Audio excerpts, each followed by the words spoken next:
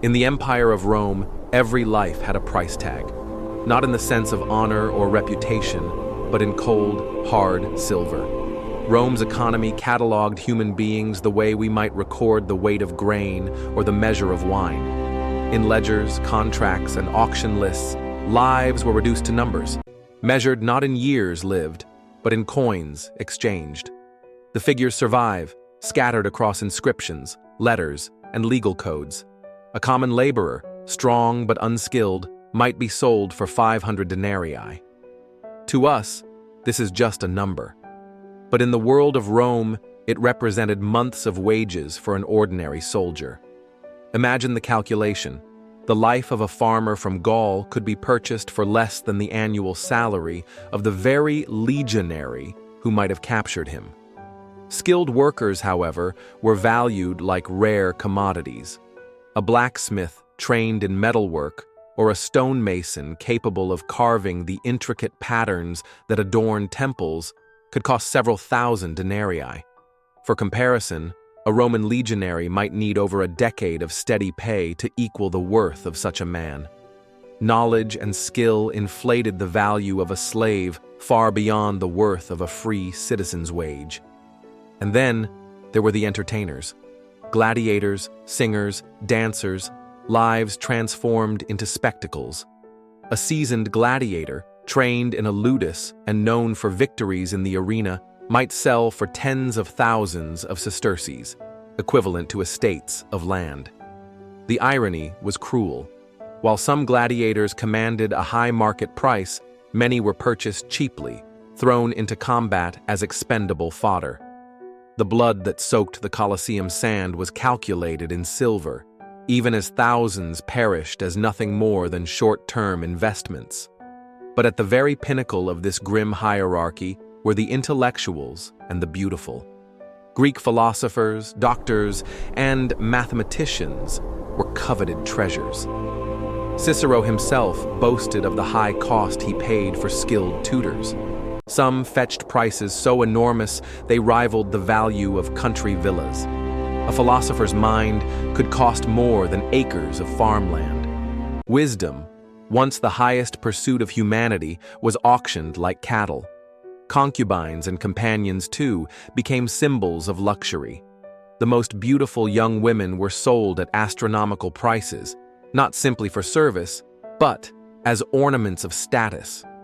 To display such a possession at banquets was a declaration of power as much as of taste. The cost of their lives was compared not to tools of labor, but to palaces, jewels, or even political favors. The numbers, when converted into modern terms, stagger the imagination. A simple farmhand, valued at 500 denarii, could equate to tens of thousands of dollars in today's economy. A philosopher, prized at 20,000 denarii or more, might be worth the equivalent of millions. Imagine yourself in that world, walking through a market where human beings stood under the sun with placards around their necks, each tag an unfeeling reminder: this person is worth the cost of a horse, that one the cost of a villa, this girl the cost of a city block. The question arises, what determined such numbers? It was not morality, not compassion, not humanity. It was utility and demand. Youth, beauty, strength, skill, all were commodities to be priced. Illness, injury, or rebellion could reduce a life to a fraction of its former value. A scar, a limp, a missing tooth could devalue a man more than years of loyal service ever added. To Rome, a life was never sacred. It was negotiable.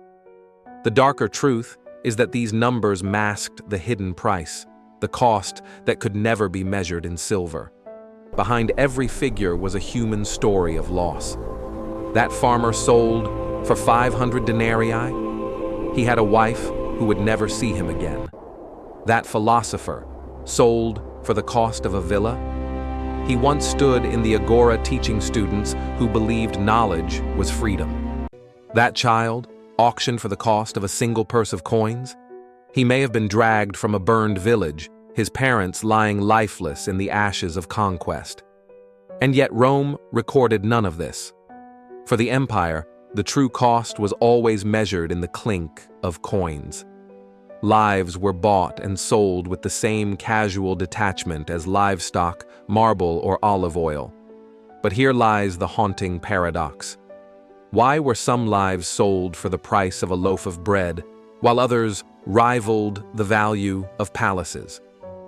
What does it say about a civilization that ranked the worth of human existence on a sliding scale of silver? Was Rome's greatness built on its ability to commodify human potential, or on its willingness to deny that slaves were even human at all? The marketplace turned people into numbers, but numbers cannot conceal blood. Behind every tally, behind every sum, lay a silent truth. Rome could count the silver, but it could never count the sorrow.